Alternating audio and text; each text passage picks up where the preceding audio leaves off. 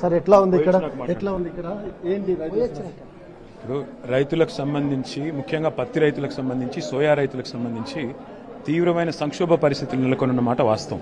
ముఖ్యంగా పత్తి రైతులు వాళ్ళ సీసీఐ కొనుగోలు ఆపేయడంతో మాయిశ్చర్ కంటెంట్ పేరుతో వారికి లేనిపోని నిబంధనలు పెట్టి పీఎం కిసాన్ కపాస్ యాప్ అని పెట్టి దానివల్ల కూడా లేనిపోని నిబంధనలు పెట్టి ఇబ్బంది పెడుతుంటే ఇవాళ 5 లక్షలు ఈ పాటికి ఆదిలాబాద్ లో కొనుగోలు కావాలి 5 లక్షల క్వింటాలు కలిసి రిప్రజెంట్ చేయడానికి బయోమెట్రిక్ విధానం కూడా తీసుకొచ్చారు. ఈ యాప్ ద్వారా 7 క్వింటాల కొనుగోలు చేయాలంటారు. ఒకవైపు జిన్నింగ్ వ్యాపారులు కూడా బంద్ పెట్టారు. పూర్తి స్థాయిలో ఇవాళ పత్తిని చిత్తు చేసే ఒక కుట్ర జరుగుతున్నది. పత్తి రైతును చిత్తు చేసి వాళ్ళ బతుకు నాగం చేసే కుట్ర జరుగుతున్నది. ఎందుకంటే దీని వెనకాల ఉన్నది ఒకటే ఎజెండా. విదేశీతో ఇప్పటికే జరిగిన ఒప్పందాలను నిలబెట్టుకోవాలన్న ఆలోచనతో ఇక్కడ పత్తి రైతు బతుకును ఆగం చేసే ప్రయత్నం రాష్ట్ర కేంద్ర ప్రభుత్వాలు కలిసి చేస్తా ఉన్నాయి. వాస్తవానికి నిజానికి కేంద్ర ప్రభుత్వానికి కానీ రాష్ట్ర ప్రభుత్వానికి కానీ చిత్తశుద్ది ఉంటే గతంలో కేసీఆర్ గారి ప్రభుత్వం ఉన్నప్పుడు ఎట్లా అయితే 20 నుంచి 25% మధ్యన తేమ ఉన్నా ఆ రోజు పత్తి కొన్నాం.